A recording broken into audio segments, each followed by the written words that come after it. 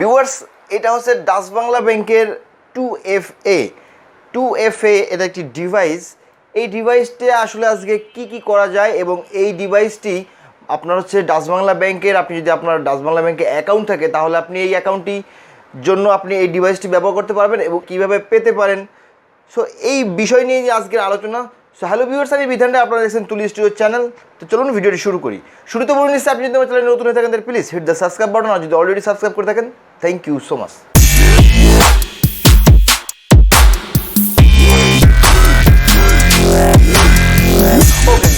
তো বিষয় হচ্ছে আজকে এই যে একটি ছোট্ট ডিভাইস আমার হাতে আপনি দেখতে পাচ্ছেন, এটা একটি চাবির রিংয়ের মতো আছে। আপনি এখানে একটি চাবি লাগাতে পারেন। ডাচ বাংলা ব্যাংক থেকে আপনি এটা কিভাবে নেবেন সেটা জানার আগে হচ্ছে আপনাকে জানতে হবে যে আসলে এই ডিভাইসটির কাজ কি। যারা এই ডিভাইসটির কাজ জানেন না, আজকের ভিডিওটি তাদের জন্যই। তো এই ডিভাইসটি হচ্ছে কি, আপনি যখন অনলাইনে কেনাকাটা করবেন বা হচ্ছে আপনি শপিং করবেন, যখন আপনার নিক্সাস পে থেকে হোক বা আপনার কার্ড থেকে হোক, যখন আপনি কেনাকাটা করবেন, বা আপনি যদি নিক্সাস পে অ্যাপ্লিকেশন আপনার স্মার্টফোনের মধ্যে যদি আপনি ইনস্টল করে রাখেন এবং সেখানে যদি আপনি আপনার এটিএম কার্ডটি যদি অ্যাড করা থাকে, সেখান থেকে যদি আপনি কাউকে সেন্ড মানি করেন, তারপর হচ্ছে আপনি ধরেন অনলাইনে আপনার অনলাইন যে ইন্টারনেট ব্যাংকিং আছে ডাচ বাংলার, আপনি যদি সেই ইন্টারনেট ব্যাংকিংটা যদি ব্যবহার করেন তাহলে হচ্ছে আপনার এইটা দরকার হবে। সব সময় দরকার হবে এরকমটা নয়। যারা প্রতি মাসে 10,000 টাকার উপরে, প্রতি মাসে যে সমস্ত অ্যাকাউন্ট হোল্ডার 10,000 টাকার বেশি লেনদেন করেন, মানে হচ্ছে আপনি যদি আপনার নিক্সাস পে অ্যাপ্লিকেশন থেকে 10,000 টাকার বেশি সেন্ড মানি করেন, দেখা যায় প্রতি মাসে আপনার 50,000, 1 লাখ, 2 লাখ, 5 লাখ, 10 লাখ, 9 লাখ, হ্যাঁ, এরকম যদি আপনি কখনো লেনদেন করেন প্রতি মাসে, সেক্ষেত্রে আপনি এই ডিভাইসটি ছাড়া আপনি লেনদেন করতে পারবেন না। আপনি যদি অনলাইনের যে ইন্টারনেট ব্যাংকিংটা আছে, এই ইন্টারনেট ব্যাংকিং যদি আপনি ব্যবহার করেন তাহলে কী হচ্ছে, আপনার সেখানে একটি ইউজার নেম থাকে, একটি পাসওয়ার্ড থাকে।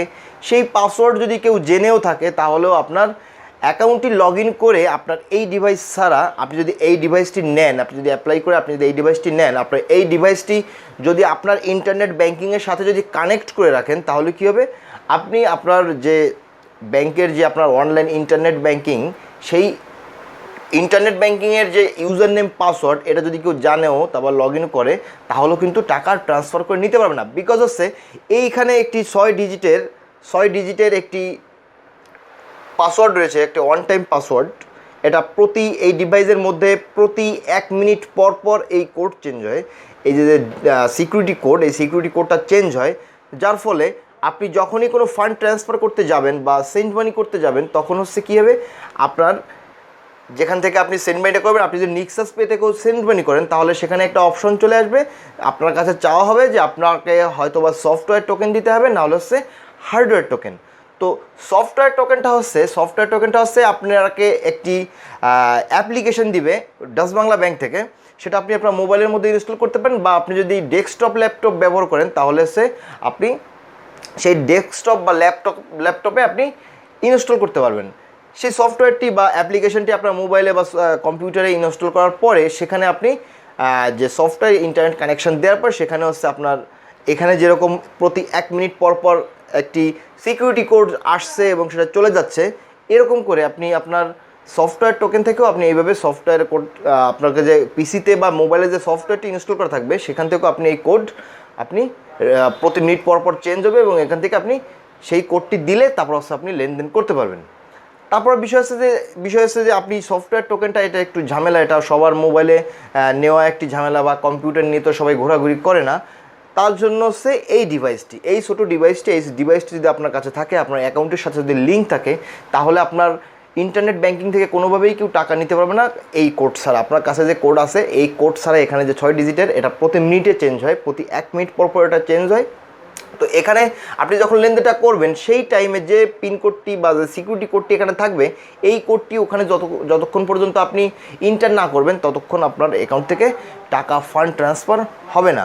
সো আপনি যদি নিক্সাস পে থেকেও যদি আপনি দেখেন, আপনি ধরেন আপনার ভাইকে বা বোনকে পড়াশোনা করে বাইরে বা আপনার আত্মীয় স্বজন যেই হোক না কোনো বাইরে থাকে, আপনি তাদেরকে সেন্ড মানি করবেন, বিকাশে যেমন সেন্ড মানি করেন, এরকম আপনি ডাচ বাংলা নিক্সাস পে অ্যাপ্লিকেশন থেকে যদি সেন্ড মানি করেন, সেক্ষেত্রেও আপনি কিন্তু 9,999 টাকার বেশি আপনি কিন্তু সেন্ড মানি করতে পারবেন না 1 মাসে। এই 9,999 টাকার বেশি, মানে অর্থাৎ 10,000 টাকার বেশি যদি আপনি কখনো লেনদেন করতে যান, তাহলে হচ্ছে আপনাকে এই ডিভাইসটি নিতে হবে। এই ডিভাইসটা নিলে আপনি লেনদেন করতে পারবেন। কীভাবে আপনি এই ডিভাইসটা পাবেন?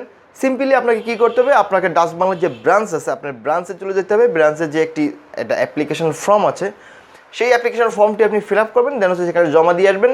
তারা একটা নেক্সট ডেট দিবে যে আপনাকে কবে তারা দিতে পারবে ডিভাইসটি। সেই ডেটে আপনি যে হচ্ছে ডিভাইসটি নিয়ে আসবেন। এই ডিভাইসটি অ্যাক্টিভেট হতে প্রায় 2 থেকে 3 দিন সময় লাগে। তারপর হচ্ছে আপনি 2-3 দিন পরে আপনার এই ডিভাইসটি যখন অ্যাক্টিভ হবে, অ্যাক্টিভ হওয়ার পরে আপনি এটা থেকে লেনদেন করতে পারবেন। তো বুঝতে পেরেছেন যে আসলে কীভাবে এটা নিতে হবে। এটা অনলাইনের মারফতেও নেওয়া যায়। অনলাইনে একটা রেজিস্ট্রেশন ফর্ম আছে, সেই রেজিস্ট্রেশন ফর্মটি যদি আপনি ফিল আপ করেন তাহলে আপনি এটা নিতে পারবেন।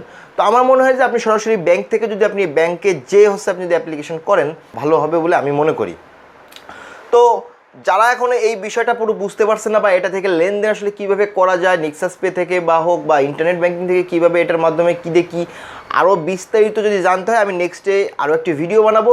তো এই ভিডিওটা যারা দেখেছেন তারা যদি ব্যবহার করেন বা আপনারা যদি তারা না বুঝে থাকেন যে কীভাবে কী করবেন না করেন, অবশ্যই এই ভিডিওটির নিচে কমেন্ট করে জানাবেন। আমি নেক্সট আরেকটা ভিডিও করবো, সেই ভিডিওতে আসলে আরও ক্লিয়ার করে দেওয়ার চেষ্টা করব। সো এই ছিল মোটামুটি ভিডিও। আশা করি ভিডিওটি ভালো লেগেছে। তো যদি ভিডিওটি ভালো লেগে থাকলে অবশ্যই চ্যানেলটি সাবস্ক্রাইব করবেন এবং বন্ধুদের সাথে প্রচুর পরিমাণে ভিডিওটি শেয়ার করবেন, লাইক করবেন, কমেন্ট করবেন। দেখা হবে নেক্সট ভিডিওতে। সে পর্যন্ত সবাই ভালো থাকবেন, সুস্থ থাকবেন। Thank you.